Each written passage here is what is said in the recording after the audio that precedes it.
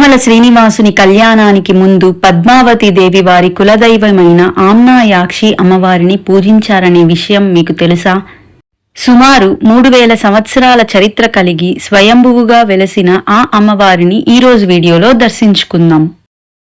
ఈ ఆలయం తిరుపతికి సమీపంలో ఉన్న నారాయణవనంలో ఉంది. పురాణాల ప్రకారం ఒకసారి సోమకాసురుడు బ్రహ్మదేవుని వద్ద ఉన్న వేదాలను దొంగిలించాడు. అప్పుడు దేవతల ప్రార్థనపై పార్వతీదేవి ఉగ్రరూపమైన కాళికాదేవిగా అవతరించి ఆ రాక్షసుణ్ణి సంహరించింది. తర్వాత వేదాలను తిరిగి బ్రహ్మదేవునికి అందించింది. అప్పుడు బ్రహ్మదేవుని కోరిక మేరకు ఆకాశరాజు కొలువులో స్వయంభుగా వెలసిన అమ్మవారికి అగస్త్యముని ఆమ్నాయాక్షి అని నామకరణం చేశారు.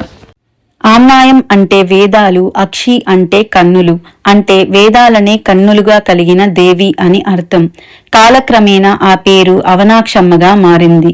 ఆకాశరాజు ఈ అమ్మవారిని వారి కులదైవంగా భావించి శాస్త్రోక్తంగా పూజలు చేసేవారు.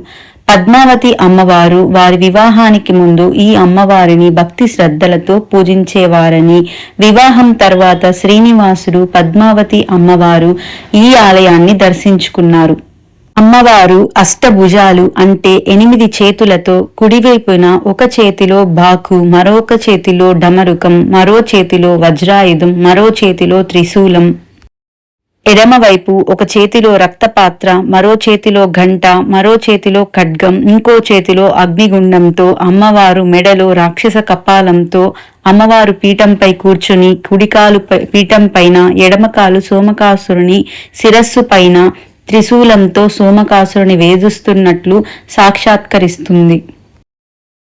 అమ్మవారి పాదాలకు వెండి సంకెళ్ళు కూడా వేసి ఉంచుతారు. ఇంతటి తీవ్రమైన శక్తి కలిగిన అమ్మవారిని సమతుల్యం చేయడానికి ఇక్కడి శ్రీచక్రం ఒక దివ్య కవచంలా పనిచేస్తుంది. ఈ శ్రీచక్రం వల్లనే ఆలయ ప్రాంగణమంతా ఒక అద్భుతమైన సానుకూల శక్తి ప్రవరిస్తూ ఉంటుందని భక్తుల నమ్మకం. మంగళవారం, శుక్రవారం రోజుల్లో ఎక్కువ మంది భక్తులు దర్శనానికి వస్తారు. వివాహం, సంతానం కోసం ప్రత్యేకంగా అమ్మవారిని ప్రార్థిస్తారు. ఈ వీడియో మీకు నచ్చినట్లయితే లైక్ చేయండి, షేర్ చేయండి, అలాగే సబ్స్క్రైబ్ చేసుకోవడం మాత్రం మర్చిపోకండి. శ్రీమాత్రే నమః.